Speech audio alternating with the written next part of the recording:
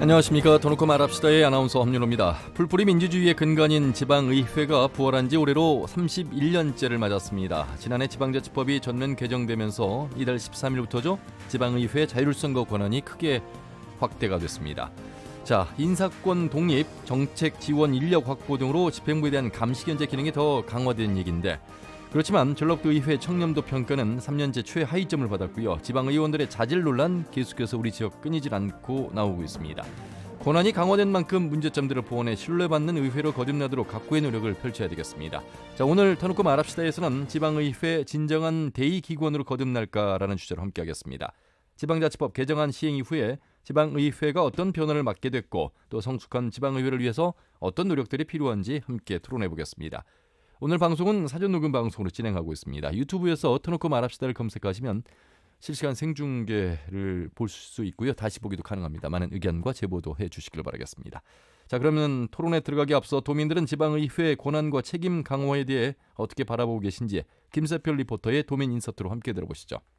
지방의회 권한이 강화되면서 집행부에 대한 철저한 감시 기능을 하는 건 긍정적이라고 보고 주민들의 참여도 더 활성화가 될 거라고 보기 때문에 진정한 지방자치의 첫걸음이라고 생각합니다. 일단 인사권만 지방의회에 이양하도록 규정이 되면서 기본적인 인사행정은 가능해졌지만 주식권이 없다 보니까 스스로 주식 개편은 어렵다는 게 한계인 것 같습니다. 인사권 독립이 내 사람 심기가 많아질 것 같다는 걱정이 들고 얼마나 투명한 인사 채용이 이루어질 수 있을까 의심을 가지게 돼요. 지방의회 의장이 직접 인사권을 행사한다는 게 의미 있는 일이라고 생각하고 우수한 인재를 균형 배치해서 상호 협조하에 더 발전적으로 지방의회 역할을 할 수 있는 것만큼 기대되고요. 31년 만에 바뀐 만큼 좋은 방향으로 달라지는 것들이 많았으면 좋겠습니다. 기존에 대부분 단체장이 인사를 다 했기 때문에 단절짜리 지방자치라고 하는 그런 문제제기도 굉장히 많이 있었습니다. 근데 서로 이렇게 권한이 부여되고 역할이 커진다고 해서 다 그대로 안전한 민주주의 시스템이 정착된다고 생각하지는 않고요. 거기에 걸맞게 지방자치나 지방정치, 지방의회가 활바꿈하려고 하는 노력을 하지 않으면 시민들한테 불신만 받는 그런 결과라고 생각을 하거든요. 그동안 지방의원들의 일탈이나 사건사고가 끊이지 않으면서 지방의회 무용론까지 나왔었는데 권한이 강화되는 만큼 견제장치가 필요하겠죠. 6월 지방선거에서 지방의원들의 자질 검증이 필요한데 결국은 지역민들의 관심과 관리가 중요할 것 같아요.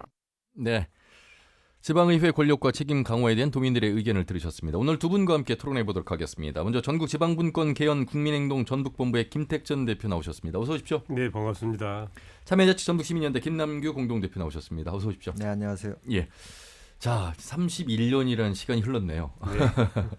지방 자치단체장보다는 한 4, 5년 앞서서 시작이 됐으니까요. 먼저 시작됐죠. 예. 네. 그런데 올해도 이제 지방선거가 있습니다만 벌써 이제 8번째 선거를 치러야 되는데 선거 때 보면 자치단체장의 선거가 무게가 더 있는 것처럼 보이고 그렇죠. 도의회나 기초의회는 그냥 약간 깜깜이식 선거 같은 느낌, 그러니까 무관심 속에서 치러지는 듯한 느낌이 드는데 저 개인적인 생각일까요? 어떻게 보세요? 김택전 맞습니다. 대표님. 그렇게 무게가 흘러가는 거나 마찬가지죠. 네네. 왜냐하면 단체장의 선거는 모든 권한이나 이런 게 집중되어 있는 것이고 예. 의회 같은 경우에는 견제를 한다고 하는데 견제라고 하려고 하는 그런 시스템이나 제도적 보완이 안 되고 예. 그게 전례적으로 되지 않고 있다 보니까 아무래도 단체장한테 힘이 쏠려 있다. 단체장이 최고이고 그다음에 의회는 옆에서 보좌해 주는 거 아니야? 이렇게 생각할 수 있는 거죠. 예. 기초의회, 광역의회. 그런데 국회의원은 또 바라보는 게 또 다르단 말이죠. 네. 어찌 보면 의회라는 개념에서 보면 행정을 감시 견제하는 기능은 똑같은데 말이죠. 네. 그렇다면 이제 기초의회, 광역의회도 좀 더 무게감 있게 존재감을 키워야 되는데 그런 의미에서 본다면 이번에 지방자치법 개정은 상당히 큰 의미가 있다고 봐야 되겠습니다. 하나의 과정으로 봐서는 하나의 큰 계기가 된다고 봐야 되겠죠. 예. 31년 만에 하여튼 독재 정부 때문에 못했던 이런 사안이란데 오히려 지방의회가 더 활발해진다고 한다면 예. 지역의 시민사회 또 민간사회가 활성화되기 시작하면 오히려 저변에 있는 시민사회의 여건들이나 환경들이 더 나아져서 오히려 집행부를 다이렉트로 그냥 바로 견제해 볼 수 있는 이런 예. 역할이어서 지방의회가 어떻게 돌아가는지 지역의 색깔을 나타내는 그런 제도적 보완이나 이런 게 더 있으면 예. 오히려 전북의 색깔이 더 나겠죠. 예. 네. 자치단체장이든 뭐 광역의회든 기초의회든 우리가 똑같이 선거를 통해서 당선된 선출직입니다. 하는 역할만 좀 다를 뿐인데 김남규 대표님 보시기는 어떠세요? 뭐 방금 김택전 대표님 말씀하셨지만 단체장은 인사권, 이거 공무원들이 의원들 말 안 들어요. 인사권과 예산. 예산 편성권. 아. 의회는 편성된 것에 대해서 검토하는 거지. 의회가 예산을 만들어서 이렇게 하라고 하기가 힘들거든요. 예. 그다음에 인허가권을 가지고 있으니 사실 옛날로 이야기하면 거의 마을 사또죠. 군 뭐 그래서 맘대로 하는데 다만 그 큰 권한을 이렇게 견제 감시하라는 게 의회 기능이기 때문에 내용적으로는 견제와 감시가 굉장히 중요하지만 사실 수단으로서 견제 감시 수단이 별로 없었던 게 의회 기능이죠. 아울러서 우리 지역 같은 경우 도의회만 하더라도 말이죠. 39명인데 민주당이 37분이에요. 그렇죠. 지금 박용훈 의원이 복당이 신청까지 해가지고 행정과 의회가 일당이다 보니까 더욱더 의회가 눈치 보기라든지 제 식구 감싸기가 있는 모습입니다. 그렇기 때문에 의회의 역할 권한을 좀 더 행사하는 데 있어서도 소극적인 모습 늘 언론에서 지적하고 있는 부분이긴 합니다만. 민주주의 기분이 좀 거꾸로 가고 있는 거나 마찬가지죠. 예. 단체장도 그렇고 의회도 그렇고 한 당이다 보니까 다른 당은 설 수 없는 그런 역할이었었고 그걸 또 우리 시민들이 투표권을 행사할 때에 어떻게 이 투표권을 행사하느냐에 따라서 지역의 색깔이나 지역의 발전에 대한 욕심 그리고 또 그 일종의 구상권 같은 그런 형태로 좀 뺏어올 수도 있고 그걸 활용할 수도 있고 이러는데 의회와 단체장이 한 당이다 보니까 이건 어떻게 하면은 분배해 주듯이 자리까지 재선까지 분배해 주듯이 하는 그런 역할이어서 지역의 발전과는 많이 좀 손해를 보고 있는 그런 느낌이 있죠. 그래서 이제 강한 군수, 약한 의회 이런 말도 있습니다. 하지만 지방자치법 개정으로 인해서 그 의회 역할이랄까요? 부여받는 권한이 좀 많아졌습니다. 그 부분 좀 설명해 주시죠. 어떤 부분들이 개정이 된 겁니까? 주민 주권과 관련된 그런 사업들이 좀 많이 좀 표출이 좀 돼 있고요. 일종의 뭐 주민 발안제 같은 경우에도 좀 나오고 있는 것이니까.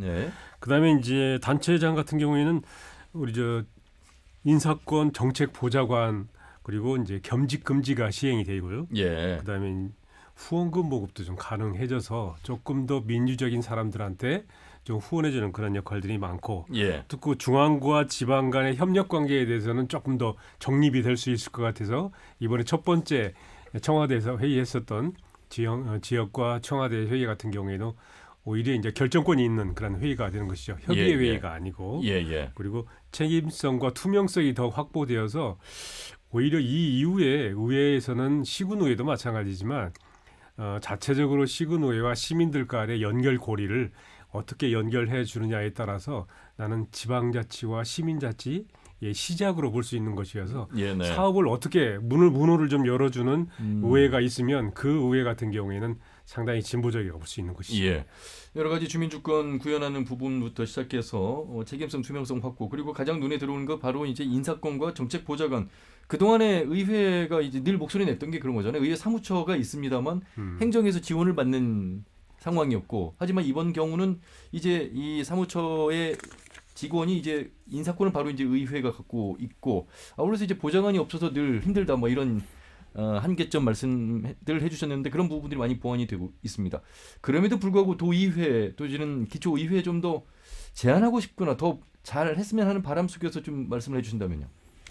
일단은 의회보다는 저는 이제 어떤 문제, 어떤 지향을 우리가 이야기할 때 시스템의 문제, 제도의 문제하고 사람의 문제하고 좀 일단은 좀 나눠서 봤으면 좋겠어요.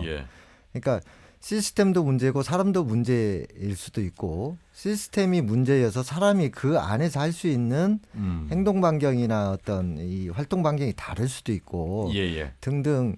그래서 제도적으로 조금 미진한 건 보완해야 된다고 보는데 인사권 문제와 관련해서 좀 말씀을 좀 드리면 이 현장의 이야기예요. 주로 이제 의원들 이야기인데 실제 저도 봤지만 의회 집행부도 의원들이 자료를 요구할 때 주긴 줍니다. 그런데 아주 중요한 문제나 이런 걸 그렇게 적극적으로 주려고 하잖아요. 다 가려요.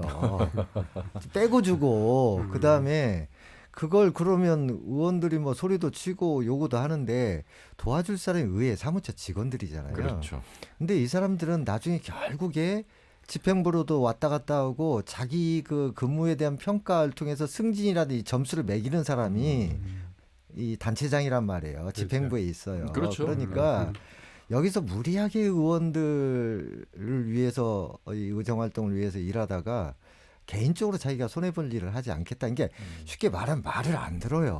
근데 또 반대로 과거의 의회도 그렇고 현재도 의회도 그렇고 지금 의회 의원들의 갑질 문제 이야기 나오고 있잖아요. 네네. 현재 지금 그 전 의회 사무처장과 현 송지용 의장 간의 또 갑질 문제가 또 언론에도 나왔고. 아니, 그러니까 저는 제도적인 측면에서는 여러 가지 불협화음이 있긴 하지만 예. 어떻게 보면 지방의회로 보면 이게 수건 사업이었어요. 좀 마음껏 자료도 받고 하고 싶은데 이제 저는 긍정적인 측면에서 말씀을 드리는 겁니다. 그게 안 돼가지고 못하겠다 그러면 큰 문제가 없으면 그건 해결해 주는 게 맞다는 측면에서 인사권 독립이라고 하는 것은 이 제도 보완 측면에서 저는 옳다라고 보는데 예. 문제는 제도가 좋아도 그걸 실제 운영하는 사람의 문제. 그러니까 인사권을 줬는데 계속 뭐 정실 인사니 밀실 인사니 뭐 이런 식의 이게 이제 그런 문제가 일어날 수도 있는데 예. 그런 문제는 또 별도로 좀 논의를 해봐야 된다라고 하는 거죠. 예. 자, 인사권 독립 이제 가져왔습니다. 예. 그러면 이제 의회 사무처 직원들을 통한 어느 정도의 뭐 협업이라든가 조금 더 이제 인사권이 있기 때문에 여기서 더 갑질이 강해지는 것인지 아니면 뭐 좀 더 효율적으로 더 운영이 되는 것인지 어떻게 보세요, 인사권 독립? 오히려 전문화가 좀 많이 확보되었는지가 첫 번째 하나의 그렇겠죠. 큰 구상일 것 같고요. 예. 그 업무에 더군다나 공무원들 같은 경우에는 그 10년 이상 이렇게 근무하기도 해서 자기 영역이나 이런 거에 정보를 많이 좀 가지고 있는데 예. 오히려 의회 쪽에서 전문가를 좀 영입한다고 하면 자기 캠프에서 활동하던 사람들의 활동가나 이런 부분들을 또 활용을 해서 오히려 더 적폐가 좀 될 수 있는 그런 상황이 좀 있는 것이고 예. 만약에 이제 행정 공무원 중에서 좀 데려왔을 경우에는 행정 공무원은 자기가 몇 년 동안 근무하면은 적어도 이 정도의 위치에 가야 되는데 의회에서 그 전문성이 오히려 떨어지기도 하고 행정과의 갈등으로 인해서 지역사회 내에 자기 위치가 굉장히 좁아지잖아요. 예. 더군다나 의회 의원들이 절반밖에는 들어가지 못하는 전문직인데 예. 그 한계에서 사람들이 쉽사리 그리고 손을 들 것인가라고 하는 것도 또 하나의 또 적폐이기도 해요. 예. 자, 그래서 이 현재 의회 의장과 또 의회 사무처의 갑질 논란으로 인해서 뭐 공무원 노조가 지난 12월 13일 갑질 근절을 위한 상호 실천 협약도 맺고 서로 사과도 하고 이런 분위기 속에서 지방자치법 개정으로 인한 인사권 독립도 가져왔습니다. 어쨌든 머리를 좀 맞대고 잘 활용할 수 있는 의회가 좀 돼야 되겠습니다. 그렇지 않겠습니까? 더 인원도 지금 보강이 되는 것 같은데요. 여기서 나타나는 게 이제 제도는 보완이 됐으나 그걸 운영하는 사람들의 마인드나 실제 그 어떤 그 안에 또 작은 시스템들이 있거든요. 인사 같은 경우도 보면 보통 징계나 뭐 그 채용을 할 때 인사위원회를 거치게 하고 여러 가지 그 안에 어떤 이해관계가 있어가지고 인사청탁 이런 것도 방지하게 하는 시스템들을 해야 되거든요. 근데 아직 이런 것들이 지금 지방의회 인사 독립을 놓고 명확히 이렇게 확인되고 있지 않아요. 지금 첫 시행에 급하게 시행을 하고 있다 보니까 그래서 도의회 같은 경우는 두 가지로 나눠지는 것 같아요. 송지용 의장의 이제 폭언 갑질 문제는 개인의 어떤 자질 문제나 표현의 방식의 문제가 좀 있는 것 같고 왜 그렇게까지 하느냐라고는 배경을 따라가 보니까 인사권 독립을 앞두고 길들이기 한 거다.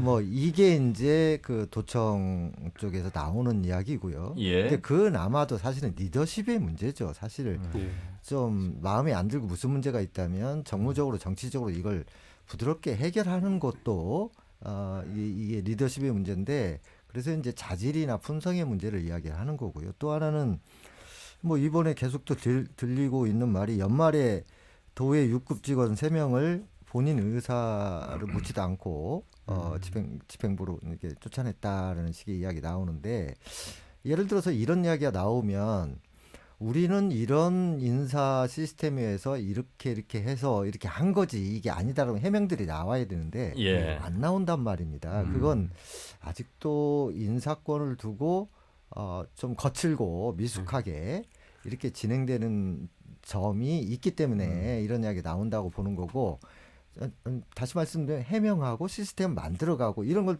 도의회가 보여줘야 된다라고 하는 겁니다. 보통 의회가 그럼 무슨 일을 하느냐? 일단 조례를 제정하는 일이 가장 중요하겠고 예, 두 번째가 그렇죠. 이제 행정사무감사 아니겠습니까? 예. 이 행정사무감사가 상당히 의원들이 쥐고 있는 권한 중에 권한이기 때문에 그래서 이제 눈치를 많이 본다 이런 이야기고 이건 또 의회 사무처의 인사권과는 좀 다른 별개의 행정과 의회의 역할 속에서 약간의 이제 일어나고 있는 뭐 갈등이라면 갈등이고 마찰이면 마찰인데 이런 부분들이 그래도 의회 사무처를 의회가 이제 인사권을 갖기 때문에 좀 더 보완할 수 있는 부분들이 많이 좀 생긴 거 아니겠습니까? 아울러서 이제 정책보좌관 도입 그러니까 이제 보좌관처럼 채용을 해서 더 많은 도움을 좀 받을 수 있는 환경이 열린다는 얘기잖아요. 오히려 정책 감사할 때는 그 감사 내용에 대한 분석도 좀 필요하거든요. 그렇겠죠. 예. 이게 정말 감사 대상인지 그렇지 않으면 우리가 이렇게 지적받아야 될 그런 대상인지 오히려 이 지적이 우리 의원들의 자기 지역구에 있는 사업과도 이렇게 맞바꾸려고 하는 이런 스타일 아니냐. 국회에서 말하는 쪽지 예산과 관련된 주고받는 그런 형태는 아닌지라고 하는 그런 오해를 살 수 있는 사지가 많아서 예. 근거가 좀 있어야 되겠죠. 그 예산을 증거하고 검액할 때에는 이러이러한 이유에 의해서 그렇지 않으면 전체 예산을 어느 분야에 우리가 할당하기 위해서 한다라고 하는 그런 보편 타당성이 좀 따라가 있는 그런 예산제도를 해야 될 텐데 그게 보복성 예산이나 그렇지 않으면 자기 지역구 챙기기라고 하는 이런 형태도 상당히 좀 또 하나의 지역의 폐해이기도 해요. 예, 네. 의원들, 기초의원, 광역의원 정말 열심히 일하시는 의원님들 많습니다만 정업 씨나 김재 씨의 동료 의원의 성파문 사건도 그렇고 현재 도의회 현역 의원인데 공적비를 세운 예. 그리고 또 올해 또 지방선거가 있는데 그래서 참 우리 도민들이 물론 유권자에 의해서 선출이 됐습니다만 의회 의원다운 의원 역할을 좀 더 기대를 많이 하잖아요. 일련의 그렇지 못한 비위 이 행위들에 대해서는 또 따끔한 또 질책을 또 받아야 되는 게 사실 아니겠습니까? 근데 이번 지방자치법 개정이 그러니까 아까 제도 시스템 자꾸 제가 네네. 말씀드렸는데 인사권 등 보좌관제 뭐 지원이라고 해야죠. 네. 보좌관 지원하는 문제 등에 대해서 의회의 어떤 권한과 뭐 이런 걸 더 가져가는 대신에 책임도 가는 거예요. 그러니까 윤리 문제나 뭐 이런 건데 좀 소개를 하면 예. 의정 활동의 투명성 강화라고 하는데 이 기록 투표제도 도입 이런 게 나오거든요. 예, 그러니까 예. 이제까지는 그 의사결정을 할 때 이 투표의 결과나 이런 거 의원들 표결 이런 게 좀 제대로 안 됐던 측면들이 좀 있는데 이거 분명히 하겠다. 이게 의무화 시키는 거고요. 그 다음에 겸직금지 저희가 그 지방의회 왜냐하면 이게 이해충돌 문제이기 때문에 그렇죠. 여러 번 지적을 했고 저희가 조사도 많이 했는데 예. 이행을 안 해요. 근데 이 부분을 구체적으로 금지 대상을 구체화하고 그 겸직 신고를 또 공개하도록 의무화한다든지 네네. 그리고 이것 좀 한계가 있습니다. 윤리특위 문제는 왜냐하면 항상 문제가 발생했을 때 징계하기 전에 법적 판결이 나오기 전에 우리가 징계할 수 없다라고는 한계는 여전한데 예. 중간에 하나를 넣은 거죠. 그 민간인으로 구성된 윤리심사 자문위를 설치를 해서 이 법적 판단 이전에 전문가나 이게 민간 영역에서 이게 윤리 문제에서 어떻게 해야 될지에 대한 당연하죠. 의견을 반드시 듣도록 하는 등 이런 것들이 좀 어떤 그 권한의 강화에 따른 책임의 강화라고 하는 게 일단 제도적으로는 좀 더 보완이 됐다. 그러니까 지금 과거의 일련의 사안들을 살펴보면 윤리를 열어야 되는데 내부 의원들로만 구성이 돼 있으니까 그렇죠. 눈치 보기 하고 제 식구 감싸기 하고 그리고 이제 법적 판단을 기다려 보겠다 이런 식이잖아요. 그것도 현행은 문제가 발생해서 그때서 윤리를 구성하거든요. 근데 이게 설치를 의무화시켰어요. 그렇죠. 법에서는. 그리고 제가 전주시 이 자문위원회에 들어갔어요. 근데 좀 난감하더라고요. 난감하다는 이야기가 아까 법적인 그 한계나 이게 이제 관례적으로 와 있는데 과연 자문의 결과를 법적 판단을 받겠다라고 본인이 주장하면 어느 선에서 징계나 이 부분을 사과를 이루어 가야 될지에 대해서 사실은 강제력이 없어요. 자문위원회는. 그래서 열심히 그 안에서 고민해서 하나 좋은 선례를 좀 남겨봐야겠다. 왜냐하면 이게 이제 단순히 법적 판단도 중요하지만 윤리 문제에 대해서 적극적으로 사과하고 또 어떤 조건부로 징계를 건다든지 등등에 대해서 다양한 방법이 있을 수 있는데 예. 이걸 의원들 손에만 맡겨놓으니까 자꾸 회피하는 밀어두는 거예요. 그렇죠. 그래서 주민과의 신뢰가 자꾸 떨어져 나가는 문제가 뭐 발생을 안 해야 되지만 발생했다면 적극적인 조치로 나갈 수 있는 그런 선례를 민간령에서 만들어내는 것도 중요하지 않을까 싶습니다. 예. 지난번 토론회 때도 한번 윤리위원회 문제는 나왔었어요. 나왔는데 분명히 저희들이 전화 연결해서 인터뷰할 때는 외부 인사 뭐 하겠다라고 했는데 예. 법적으로 그 의무화됐습니다. 예. 그래서 예.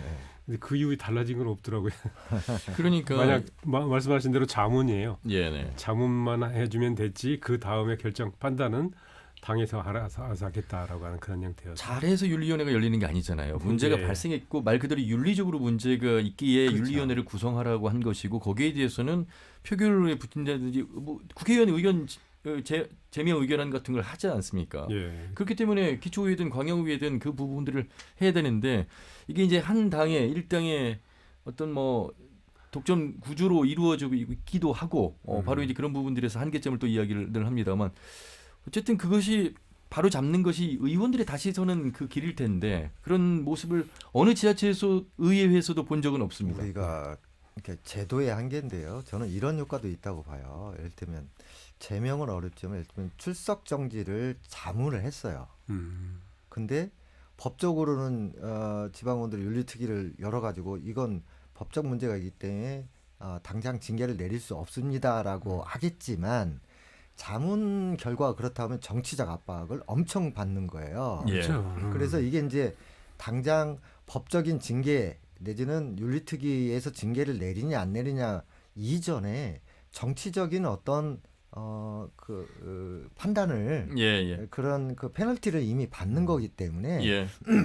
자문이고 권한이 없다고 하지만 이 제도 안에서 그 위원들이 충분한 역할을 하면 기존의 문제에서 답답했던 걸 좀 일정 정도 해소해 줄 수 있는 역할로 나가야 되지 않느냐. 이제 이런 긍정적인 요소도 있어요. 이 그렇죠. 폭으로 보면. 조금 더 세세하게 네. 이제 나중에는 네. 그게 지방의회법으로 좀 그 안에 포함을 시켜서 또 이제 조금, 제도 개선해 나가야 되죠. 제도 개선이 먼저 좀 그 안에 명확하게 좀 인사와 관련된 거나 징계와 관련된 부분들 같은 경우에 특히 의회에서 작년 재작년에 일어났던 그런 사건들 같은 경우에는 소위 전국 뉴스였어요. 그런데도 네. 불구하고 어떻게 끝났는지 우리 시민들이나 그래서 모르고 있는 그런 상황이어서 지방의회법에 대한 조금 세부적인 내용을 좀 정비할 필요도 있겠다.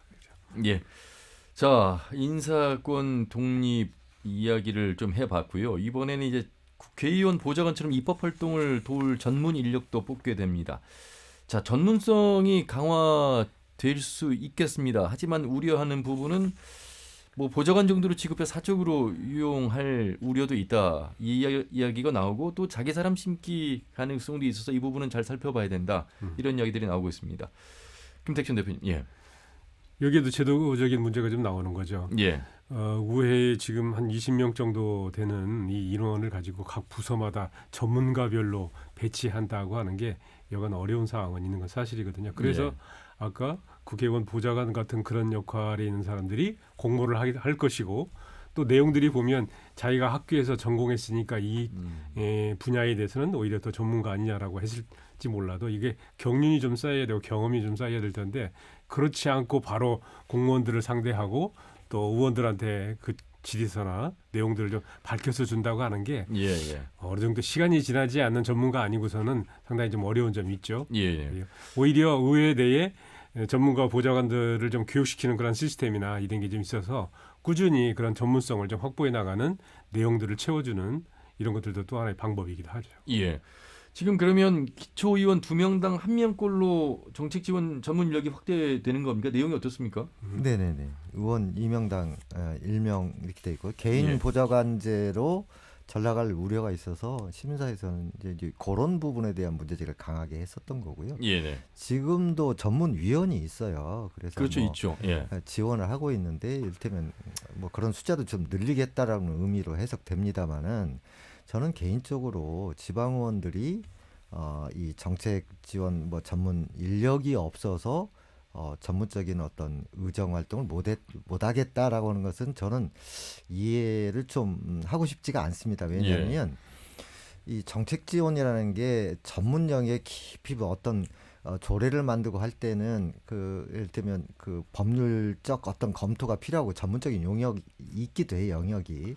그런데 이제 일반적인 정책이라고 하는 건 지역사회 풍부한 인적 자원들이 있습니다, 전문가들이. 그러면 의회 안에서 개인이나 어떤 상임위별로 해서 그분들을 모시고 세미나도 하고 그렇죠. 이러면서 그런 부분도 충분히 보완할 수 있고 또 용역의 형태나 여러 가지로 이렇게 지원받을 수 있는 게 있는데 당장 사람을 상주에 시켜놓고 그 뭘 연구하라 그런데 그 연구의 과제나 이런 것을 오더를 내리는 사람이 사실은 또 의원들인데 그런 노력이 없이 전문위원만 이렇게 잔뜩 모아놓는다고 해서 이 사람들이 알아서 잘할 수는 없거든요. 그래서 그런 영역이나 문제의식 과제를 의원들이 얼마나 풍부히 갖고 있고 이 정책 전문가의 지식을 뽑아내서 활용할 수 있는 그런 운영의 마인드가 있어야 되는 건데 형식적으로는 이게 형식이잖아요.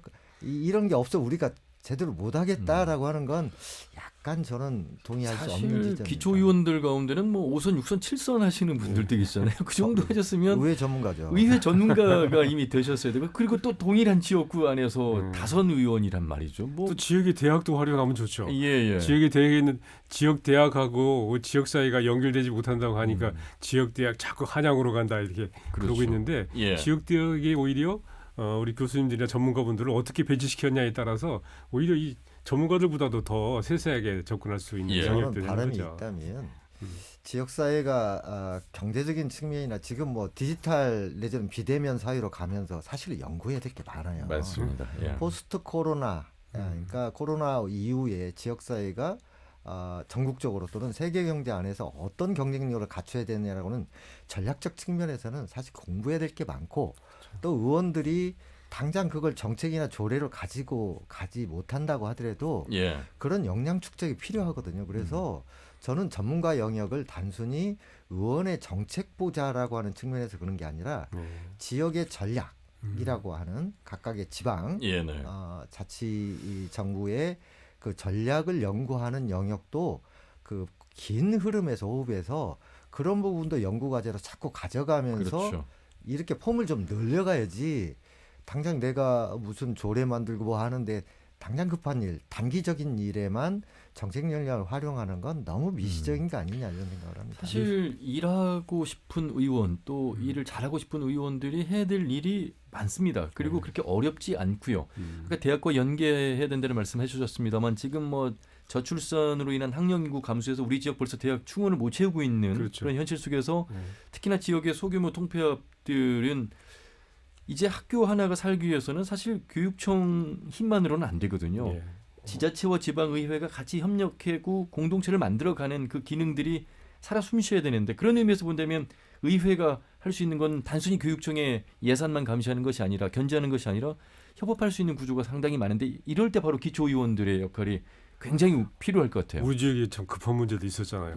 30년 되어 있는 새만금은 지금 어떻게 할 것인가라고 하는 건 어디에서든지 이야기가 나오고 있지 않고. 그러니까 그거는 국책 사업이라고 생각해서 이게 머나먼 일이라고. 알아서 주겠지. 알아서 주겠. 더군다나 부산, 울산, 경남, 메가시티 우리 주위에서는 메가시티 들어가고 있는데 전북은 그러면 어떤 색깔을 해야 될 것인지라고 하는 것도 난 더 우회가 더 먼저 질의하고 할 줄 알았는데 거기서 잠잠하고 있어서 그런 부분은 정말 안타까운 우리 시민들이 안타까운. 그래서 정책이라고 하는 용어를 어떻게 정의하느냐에 따라서 이 활동의 폭이 달라진다고 봐요. 그러니까 아까도 말씀드렸지만 당장의 집행부를 감시하고 자료를 얻어내는 정책뿐만 아니라 지역사회의 그러한 과제들을 토론이나 여러 가지 연구의 판을 까는 이런 것도 하나의 정책의 영역에 속한다라고 하는 거예요. 그래서 그런 현안에 대해서 예를 들면 도의회가 전라북도의 현안에 대해서 사람들을 모으고 또 그런 전문가 영역 사람을 통해서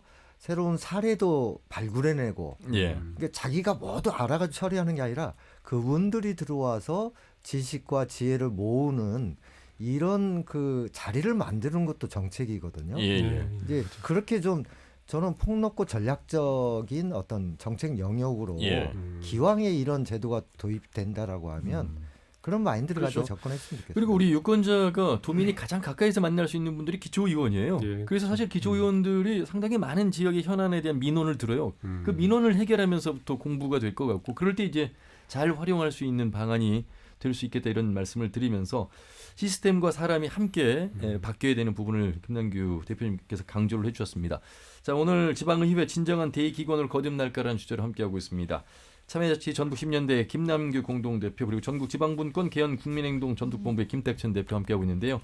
실제 뭐 의회가 잘 하고 있는 부분도 있습니다만 지방자치법 개정으로 인해서 그동안의 과거의 어떤 문제점들도 살펴봤고 좀 더 개선해 가야 되는 방향성에 대해서도 말씀을 해주셨는데 실제 도의위원을 한번 전화 연결해서 어떻게 이 법 개정이 된 부분에 대해서 생각하고 계신지 현 주소를 한번 살펴보도록 하겠습니다. 전라북도의회 행정자치위원장이죠. 문승우 위원장 전화 연결하겠습니다. 문 의원님 안녕하세요. 안녕하세요. 예. 전라북도 의회 행정자치위원회 문승우 의원입니다. 예, 반갑습니다. 일단 말이죠. 저희가 의회에 대한 이야기를 전체적으로 하고 있습니다. 김남규 대표님, 김택천 대표님과 함께하고 있는데 예. 우리 도민들께서 광역의회인 우리 도의회를 어떻게 바라보고 있을까? 의회의 어떤 현 주소를 행정자치위원장으로서 좀 평가를 해주신다면요. 지금 현재 우리 지방자치법 전부 개정에 따라 지방의회가 달라진 것은 예. 크게 인사권 독립과 정책 지원 관제 시행이라고 할 수 있습니다. 그 인사권 독립은 그동안 의회 사무직원 인사 권한은 도지사와 시장 군수에게 있었어요. 예. 그러나 지방자치법 개정으로 지방의 의장의 그 권한이 주어진 것이고요. 의회에서 자체적으로 인사위원을 구성해서 운영할 수 있고 신규 채용도 할 수 있습니다. 두 번째로 지방의 의원들이 의정활동을 보좌하는 지방 정책 지원관제 도입입니다. 의원 정수의 2분의 1을 2년에 걸쳐 채용하게 되어 있고요. 예. 전라북도의 같은 경우는 의원님이 39명이기 때문에 19명까지 채용할 수 있어요. 예. 이 이외에도 그동안 자치단체장 후보에게만 후원위를 줄 수 있었는데 법 개정을 통해서 지방의 후보자와 예비 후보자도 선거 비용 제한액의 알겠습니다. 절반까지 후원금을 모집을 가능할 수 있습니다. 예, 문승우 위원장님, 뭐 이 내용은 이제 다 공개가 된 내용이고 의원님 의원 역할 하시면서 의정활동 하시면서 그동안 이런 부분들이 없어서 좀 불편했다든지 한계점이 있으셨을 텐데 그런 부분을 좀 경험 속에서 말씀해 주신다면요. 지금 저희들이 그 의정활동하면서 이번에 그 법 개정에서 솔직하게 말씀드리자면 예. 아쉬운 점이 너무나 많아요. 현재 인사권만 독립되었지 조직에 대한 정원관리 권한이나 예상 편성은 여전히 지방의회에 없기 때문에 인사권을 갖게 됐더라도 실질적인 행사에는 한계가 있을 수밖에 없어요. 지금 의원들이 봤을 때. 또한 지방자치 완성되려면 경제적인 독립이 완성돼야 하잖아요. 예. 그런 부분이 여전히 중앙정부의 교부금에 의존해야 하는 부분이 많다는 것이죠. 예. 이 이외에도 현재 시범적으로 운영되고 있는 주민자치위에 대한 설치 근거가 마련되지 못했다는 점을 비롯해서 지방 공공기관장에 대한 인사청문회 제도를 통해서 단체장에 대한 인사권을 견제할 수 있는 근거를 마련해 줄 것이 무척 중요한데 이것을 담지 못한 점이 좀 아쉽다고 생각하고 있습니다. 예. 그 뭐 법 개정으로 인한 보완이 됐습니다만 그럼에도 불구하고 아쉬운 점이 있습니다만 사실 자체적으로 의원님들 윤리위원회라든지 내부적으로 좀 인정받을 만한 일들을 좀 더 많이 하셔야 되고 또 공부하는 의원의 어떤 모습들 예를 들면 뭐 도정질이라든지 조례 발의라든지 또 행정사무 감사 기관의 어떤 활동이라든지 활약이라든지 내부적으로 그런 부분에 있어서의 소회는 어떻습니까? 지금 우리 전라북도 의회는 수년 전부터 그 윤리위원회가 상설화돼 있었습니다. 돼 있고 그 지금 현재 그 윤리심사위원회가 이제 하게끔 돼 있는데 저희들도 거기에 준하는 그 위원회 민간위원회를 두고 있었어요. 예.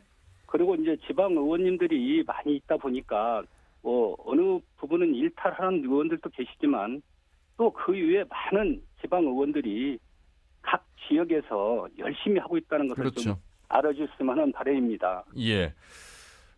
아무래도 저보다는 두 분께서 질문을 하시는 게 좀 더 나을 것 같습니다. 우리 김택준 대표님 인사 나누시죠. 예. 네, 문 의원님 안녕하세요. 아유, 대표님 안녕하세요. 네. 오랜만입니다. 예. 한 두 가지 정도만 말씀드려 주면은 이번에 아까 말씀하셨던 읍명동 자치가 안 된 게 참 하나의 큰 패단이기도 해요. 예. 이번에는 꼭 돼서 시민 자치가 좀 될 줄 알았었는데 이 읍면동 자치가 안 되더라도 우리 의회에서는 지방의회 운영이 좀 자율화되어 있는 제5장의 규정이 있어서 우리 자치회를 잘 활용하면 될 텐데 어떻게 활용하면 좀 괜찮을지 오히려 지역의 작은 사업이나 발전 전략이나 골목 전략이나 이런 것들도 주민 자치회를 통해서 이렇게 좀 논의하도록 하는 이런 구조나 이런 걸 좀 해두면 어떨까요? 어떠십니까? 지금 현재 그 지방의회에서 하고 있는 그 시군의회 의원님들이 하고 있는 부분이 지금 대표님이 말씀하시는 것도 많이 하고 있거든요. 예. 이제 그런 부분이 피부에 와 닿지 않기 때문에 그러는데 그런 부분을 이렇게 홍보할 수 있는 부분도 좀 적고요. 그 저희들이 이제 저희 도에서는 좀 그 부분을 대표님 말씀대로 한 부분은 좀 적다고 보겠지만 시군 의원님들은 지금 대표님이 말씀하시는 그런 그 모든 행위를 좀 하고 있거든요. 도에서도 마찬가지로 좀 할 수 있을 것 같은데요. 오히려 시민들이 제안하는 그런 제안을 주민 잔치처럼 이렇게 한다면 오히려 정치가 잔치처럼 그런 모습으로 주민의 꿈이 실현이 되다라고 하는 그런 형태로 한번 진행을 해보시면 오히려 주민 의회가 열릴 때마다 잔치처럼 그런 분위기가 또 정책으로 나오게 되는 그런 역할이어서 오히려 그런 것들을 한번 큰 장을 좀 열어주시면 어떨까 나중에 좀 건의를 드립니다. 네. 대표님 말씀 저희들이 참고하고 예. 저희들이 열심히 대표님 말씀 그런 부분도 전화드려서 예. 참고하도록 하겠습니다. 윤리위원회 문제도 이젠 종전에 몇 군데에서 이제 의회 의원들의 불미스러운 일이 있었지만 그 뒤에 어떻게 되고 있는지라고 하는 것도 눈에 보이지 않는 것 같아서 우리 윤리위원회가 조금 더 엄격해지는 그런 시스템으로 전북은 좀 색깔을 좀 만들면 괜찮을 것 같은데 어떠세요? 지금 대표님 말씀했던 부분을 우리 윤리특별위원회 구성은 의원들이 구성이 되어 있기 때문에 예. 전라북도의 특성을 담기는 좀 힘들 것 같고요. 예. 윤리특별위원회 자문을 맡고 있는 우리 윤리심사자문위원회를 통해 방법이 있을 것 같습니다. 그래서 윤리심사자문위원회 구성을 공개 모집이나 추첨을 통해서 법조계, 학계, 연론계, 시민, 사회단체 등 다양한 인적 구성을 전문성을 필요로 해서 공정성있게 담보할 수 있는 그런 부분을 좀 할 예정이고 있습니다. 예, 감사합니다. 김남규 대표님 인사 나누시죠. 예. 네, 안녕하세요. 대표님 안녕하세요. 예. 의원님 아까 지방자치법 개정에 아쉬운 점이 많다고 하셨는데 저도 동감을 하고요. 왜냐하면 이게 저도 늘상 이야기했지만 지방자치단체라고 하는 명이 무슨 동창회도 아닌데 지방정부 내지는 지역정부라고 해야 되는데 이게 이제 헌법 개정까지 올라가야 되는 문제라서 좀 복잡한 문제와 한계가 있다고 보는 거고요.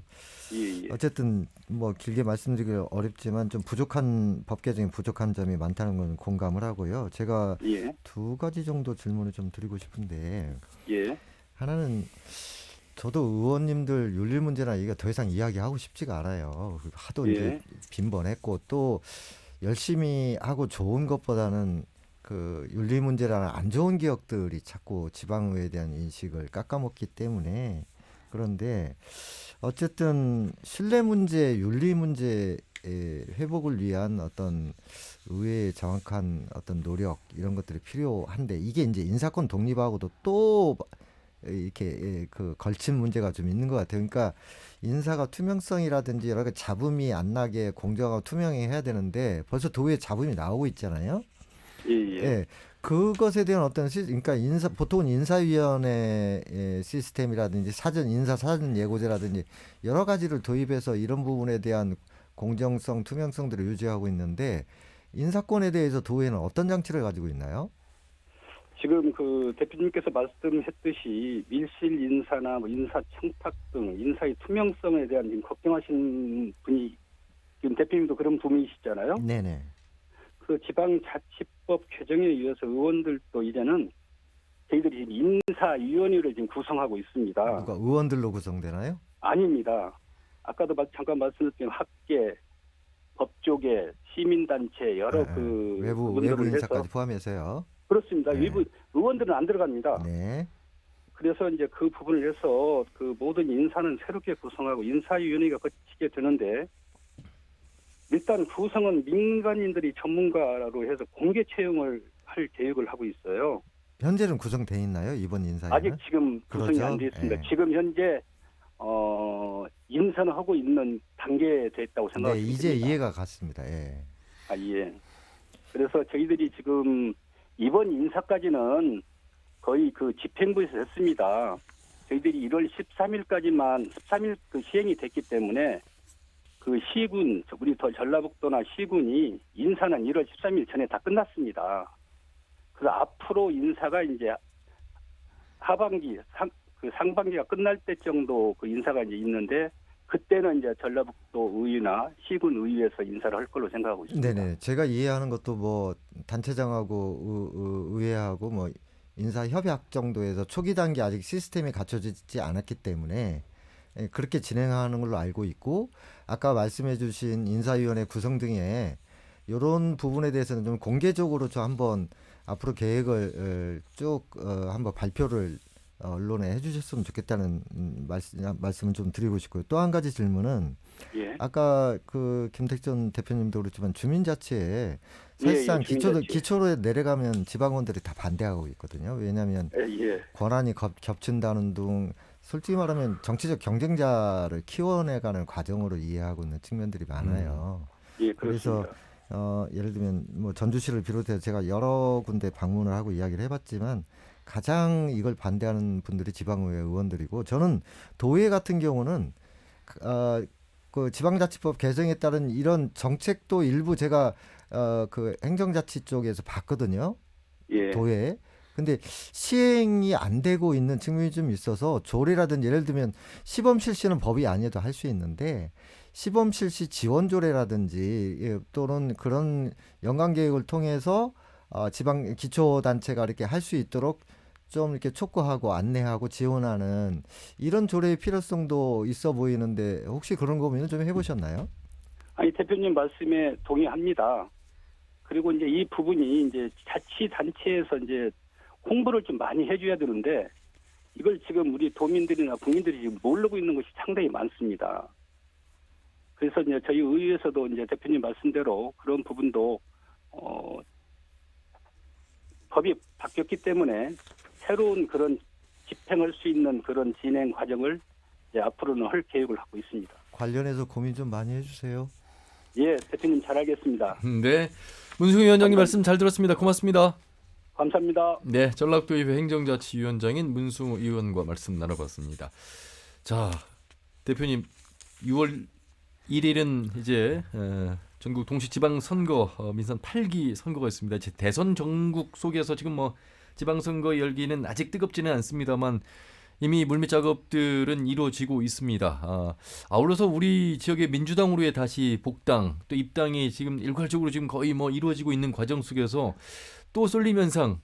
그럼에도 불구하고 지방선거에서 도지사를 뽑아야죠, 교육감을 뽑아야죠, 시장 군수 뽑아야죠, 또 도의원 뽑아야죠, 기초의원 뽑아야죠. 이러다 보니까 관심 순위가 확실히 기초의회로 내려갈수록 떨어지는 건 사실인 것 같습니다. 하지만 가장 중요한 일, 어떻게 보면 가장 도민 가까이서 일을 해야 되는 분들이 기초의원이라면 이 기초의원들 또 도의원들에 대한 관심, 선거에서 열기를 좀 더 끌어올릴 수 있는 어떤 방안이 좀 있어야 되지 않을까. 이 언론에서도 사실 선거 토론회는 뭐 도지사, 교육감, 시장 군수 정도고 기초나 광역은 해볼 수도 없고 일일이 또 한 분 한 분 뭐 정책 공약을 살펴보기도 어려운 구조란 말이죠. 어떻게 좀 노력을 해야 될까요? 관심 받기 위해서. 오히려 시민 홍보 부분이라고 크게 좀 이야기하겠지만 예. 깨어있는 시민의 조직된 힘이 그래도 지역을 바꾼다라고 그렇죠. 그랬듯이 예. 주민들이 얼마만큼 작은 정치에 관심을 갖느냐에 따라서 그 작은 정치가 모여서 우리 시정치가 되고 군정치가 되고 도정치가 되고 이러는데 예. 이 작은 정치에 좀 관심을 좀 가져줄 수 있으면 좋겠고, 아까 제가 의원님한테 질문했었던 그런 것도 지역의 시민들의 정책 잔치, 정책 모임 이런 걸 통해서 시민들의 의견이 직접 현장에 좀 적용이 되고 또 시민들의 의견에 의해서 만들어진 그런 동네다, 골목이다. 예. 또 이런 형태의 작은 지역 바꾸기라고 하는 이런 사업들이 오히려 더 지역의 주민들이 피부에 좀 체감이 될 수 있도록 했으면 좋겠고, 예. 우리 주민들께서도 이제는 하나의 모습으로 된 그런 일괄적인 도지사에서부터 밑에까지 전부 다 한 당으로 간다라기보다도 기초에서는 그렇죠. 적어도 예. 조금 더 다양성 있게 해주시고 지역을 얼마만큼 고민하고 있는지라고 하는 건 그분이 어떻게 살아오셨는지라고 하는 경력이나 이력만 좀 보더라도 그분이 충분히 좀 될 수 있어서 오히려 당을 본다기보다도 예. 건강성과 건전성 그리고 아이디어나 이런 부분들을 그렇죠. 좀 봐주셔서 우리 유권자들이 좀 깨어있는 유권자의 본인의 모습으로 좀 돌아오면 예. 좋겠습니다. 그런 의미에서 본다면 말이죠. 김남규 대표님. 네. 기초의원의 입성은 좀 청년들 요즘 뭐 MZ세대 관심 대선 전국에서 뭐 표심 끌기 위한 정책 공약 많이 내놓는데 사실 그 청년 세대가 기초의원을 하면서 내 지역에 애정을 가지고 또 의원 이후에 도의원 또 정치인으로 발돋움할 수 있는 계기가 될 수 있거든요. 이런 부분은 정당 차원에서도 좀 열어둬야 되고 유권자 입장에서도 기초의원 뛸 수 있고 일할 수 있는 우리 청년들의 좀 관심을 많이 가져주는 건 어떨까 이런 생각도 해보게 됩니다. 참 어려워요. 그러니까 어려워요. 청년들 요새 취업하기 네. 힘든데 예. 청년들한테 너 왜 취업 않고 있냐 이렇게 이제 하하. 잘못하면 이렇게 들릴 수 있는데 또 의원을 들면- 또 취업이라고 할 수도 아니, 그러니까 예를 들면 네. 정부가 청년들 고용 뭐 확대 정책 해가지고 뭐 인센티브를 기업에 준다든지 이런 것처럼 예. 사실 그런 제도가 비례대표를 확대하거나 청년 할당 이런 것들을 그렇죠. 그 선거법이나 이런 데 담고 또 정당의 어떤 그 정강 정책에 담아가지고 실제 선거 때 우리가 여성 할당제 같은 거 하잖아요. 예. 그다음에 뭐 저 신인 여성 정치인 해가지고 조금 인센티브도 주고 뭐 이런 건데 물론 청년도 있습니다만은 예. 이런 공간들이 좀 더 그릇이 커져야 되는데 그렇지 않아도 지금 정치에 대한 불신이 높아가지고 그 안 하려고 하는 사람들이 오히려 하려는 사람보다 많은 이런 상황이고 그래서 이게 이제 개개인의 문제, 지역사회 문제로만 말하기가 어려운 그래서 예. 그런 부분까지도 복합적으로 고려돼야 되고 특히 선거법에서는 저는 뭐 지난 그 국회에서 연동형 비례제가 실패해가지고 위성정당 저는 위장정당이라고 이야기하는데 이렇게 해서 결국에 희망을 꺾었지만 예. 사실은 그 지방 선거에도 연동형 비례제를 좀 해가지고 이게 아하. 다양성 확보거든요. 예, 예. 근데 이게 선거법을 또 다시 바꿔야 되는 문제고 그 선거법을 바꾸는 건 또 국회가 해야 되는 일이라서 지금 당장 기대하기는 어렵지만 그러니까 제도적인 문제, 당의 노력, 지역사회 노력, 유권자의 노력 이런 것들에 대해서 종합적으로 봐야 되지 않을까 이런 생각을 예. 하고 있습니다. 사실 기초의원부터 시작해서 도의원, 국회의원까지 가신 분이 우리 전주 갑 지역구의 전 김광수 의원이란 말이죠. 예. 참 이 시의원부터 밟아가서 이제 도의회로 국회까지 입성을 했습니다. 물론 뭐 재선에 성공하진 못했습니다만 좋은 그러니까 정치인을 만들어내는 뭐 꼭 순서를 따져서는 안 되겠습니다만 그런 의미에서 기초의회가 공부할 수 있고 지역 현안을 살펴볼 수 있는 아주 좋은 길 같아요. 모델이죠. 예. 네, 그런 의미에서 뭐 역시 청년을 좀 배려하고 여성을 배려하고 또 취약계층을 배려하는 정당에서의 노력도 좀 많이 필요할 것 같고요. 그런 평가를 언론이나 저희 같은 시민단체가 더 앞으로 이전에도 해왔지만 더 목소리를 크게 내야 되겠죠. 예.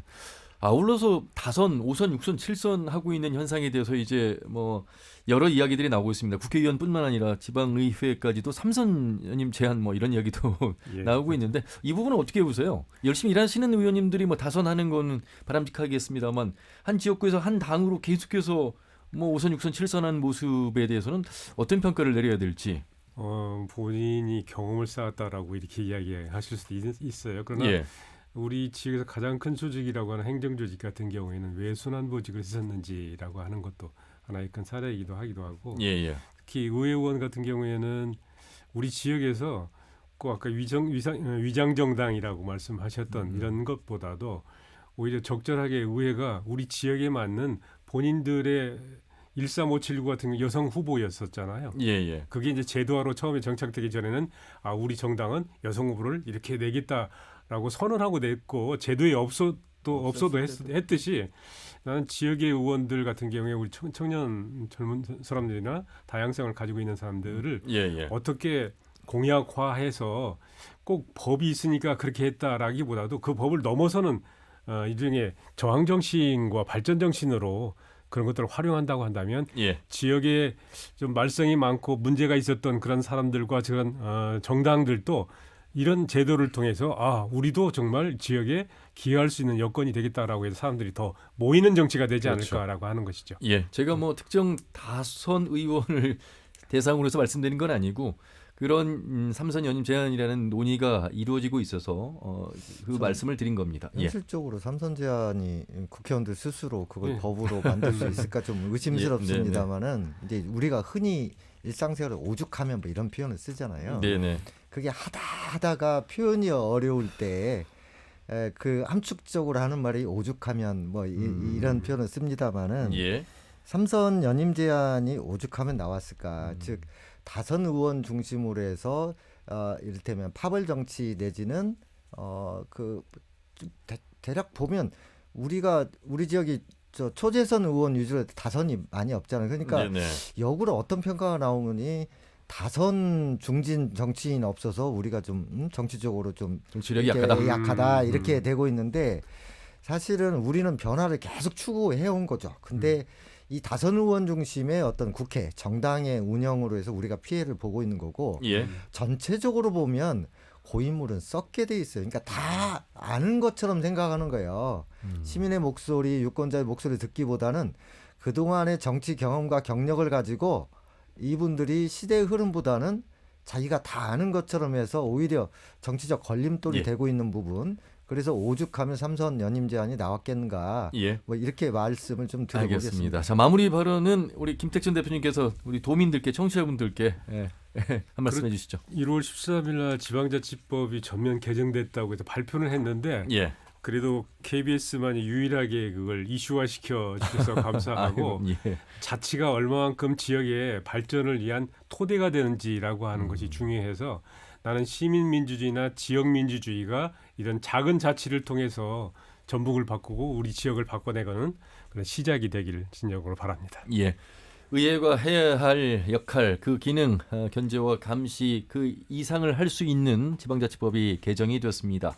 그래서 오늘 터놓고 말합시다 주제는 바로 지방의회 진정한 대의기관으로 거듭날까라는 주제로 함께 해봤습니다. 많은 도움이 되셨을 거라 믿고 열심히 뛰고 있는 우리 지방의회 의원들께 격려와 칭찬의 박수를 아끼지 않고 보내드리겠습니다. 오늘도 지방자치법 개정으로 인해서 더 열심히 뛸 수 있는 의회가 되길 바라겠습니다. 두 분 말씀 오늘 여기까지 듣겠습니다. 고맙습니다. 네, 감사합니다. 네. 자, 오늘 함께해 주신 전국지방분권 개헌 국민행동 전북본부의 김택천 대표 그리고 참여자치 전북시민연대 김남규 공동대표와 함께했습니다. 터놓고 말합시다는 다음 주 일요일 오후 5시 5분에 인사드리겠습니다. 함윤회였습니다. 고맙습니다.